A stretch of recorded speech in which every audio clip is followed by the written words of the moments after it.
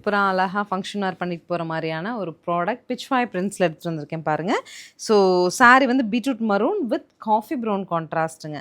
சின்ன பார்டர், அழகு பல்லு வித் டாசல் அண்ட் அழகான ஒரு ப்ளவுஸோட சாரீ நல்ல நார்மல் வாஷ் பண்ணிக்கலாம். லைட் வெயிட்டு, சின்ன ஃபங்க்ஷனில் கட்டிட்டு போகிறதுக்கு அவ்வளோ அம்சமாக இருக்குங்க. 4 கலர், 4மே பார்த்துட்டு புக் பண்ணுங்கள்.